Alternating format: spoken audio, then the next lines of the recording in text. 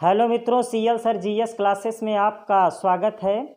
हम लोग अर्थव्यवस्था का अध्ययन कर रहे थे और अर्थव्यवस्था में हम राजकोषीय नीति पर चर्चा कर रहे थे, जिसमें राजकोषीय नीति में हमने कहा टैक्स और डेब्ट और एक्सपेंडिचर की हम लोग बात कर रहे थे कि राजकोषीय नीति के जनक जेम्स मैनार्ड कीन्स माने जाते हैं, क्योंकि 1929-30 की जो विश्वव्यापी मंदी आई तो उस समय जो राजकोषीय नीति के क्लासिकल अर्थशास्त्री थे, जिनका मानना था सरकार को 3 ही काम करना चाहिए, शांति, व्यवस्था, सुरक्षा और न्याय, वो पूरी तरह से विफल हो गया 1929-30 में। क्योंकि जब विश्वव्यापी मंदी छा गई तब कीन्स ने कहा कि भाई अगर सरकार का काम शांति, व्यवस्था, सुरक्षा, न्याय करना है तो सरकार का काम जन कल्याण करना होना चाहिए। तो मैंने आपको बताया था कि राजकोषीय नीति के 3 अंग हैं, जिसमें पहला कर, दूसरा ऋण और तीसरा व्यय के बारे में हमने बात किया था। तो आज हम लोग राजकोषीय नीति के अंतर्गत राजकोषीय नीति, फिस्कल पॉलिसी, तो राजकोषीय नीति के 3 अंग हम आपको बताए थे। एक कर है, दूसरा ऋण है और तीसरा व्यय है। ये दोनों मिल करके आपका जो है संसाधन है ये सरकार के, और ये जो है व्यय करना आपका सरकार का लक्ष्य है। तो आज हम इसी क्रम में सबसे पहले हम कर की बात करते हैं। तो कर है क्या, टैक्स, पहले आप ये जान लीजिए। तो ध्यान से समझना, कर एक अनिवार्य अंशदान है।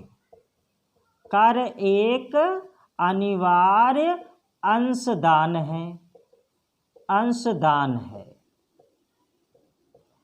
जिस पर लगाया जाता है, जिस पर लगाया जाता है, लगाया जाता है,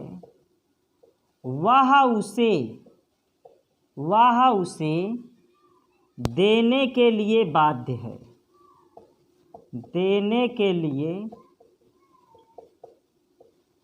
बाध्य है। बात समझ में आया? टैक्स, कर एक अनिवार्य अंशदान है जिस पर लगाया जाता है, वह उसे देने के लिए बाध्य है।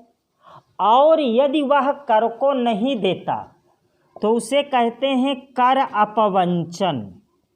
अपवंचन मतलब अगर कोई कर के दायरे में है और वो कर का भुगतान नहीं करता है, कर एक अनिवार्य अंशदान है जिस पर लगाया जाता, वह उसे देने के लिए तो बाध्य है, लेकिन अगर वो कर नहीं देता है तो उसे कर अपवंचन कहते हैं, अर्थात कर की चोरी करता है, कर की चोरी।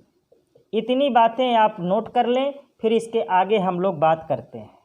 इसे आप नोट कर लीजिए जल्दी से। चलिए इसको नोट कर लीजिए और आगे हम लोग बढ़ते हैं। तो ध्यान से आप समझें चीज़ों को। कर देखिए 2 तरीके का होता है। एक कर होता है प्रत्यक्ष और एक कर होता है अप्रत्यक्ष। प्रत्यक्ष कर में जैसे आय कर, निगम कर, संपत्ति कर,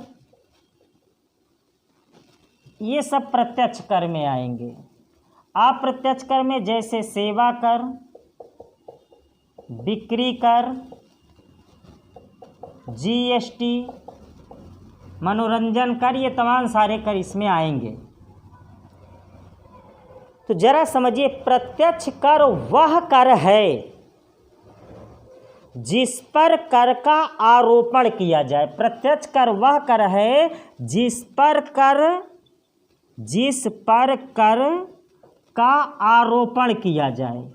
आरोपण, आरोपण का मतलब लगाया जाए।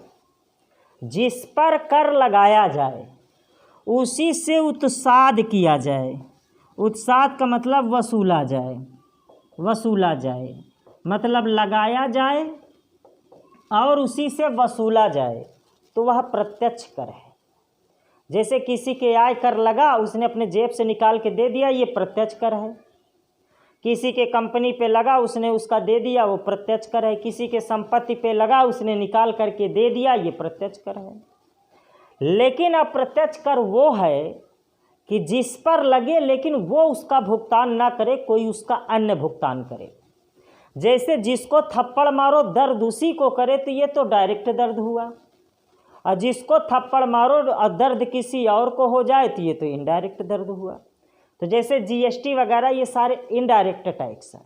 जीएसटी बिक्री कर से, क्योंकि भाई डॉक्टर पे आपने टैक्स बढ़ाया, उसने फीस बढ़ा करके जनता से वसूल करके जमा कर दिया मरीज से, तो ये तो इनडायरेक्ट टैक्स हो गया।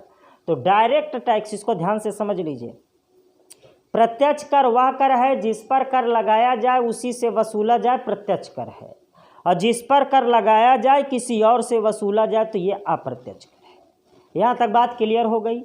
अब कर का आधार क्या बनाया जाए, किस आधार पर टैक्स लगाया जाए, उसके बारे में हम थोड़ा सा एक चार्ट के माध्यम से समझते हैं। बाकी इस टॉपिक के जितने फैक्ट होंगे, तथ्य होंगे, इसको एक वीडियो में हम आपको सारे इसके तो जो है फैक्ट आपको उपलब्ध करा देंगे, लेकिन आप पहले कॉन्सेप्ट को समझ लीजिए। जैसे कर आधार हेडिंग बना लीजिए, कर आधार, इधर आय लिख लीजिए एक तरफ, प्रगतिशील कर, प्रगतिशील कर, प्रतिगामी कर, आनुपातिक कर,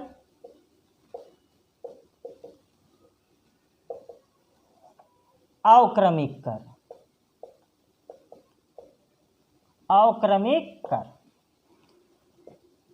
अर्थशास्त्रियों ने सोचा कि भाई किसका आधार बना के हम टैक्स लगाएं, तो इधर आप आए, एक है, मान लीजिए एक एग्जाम्पल है, 1000, 2000, 3000, 4000, 5000, 6000, 7000।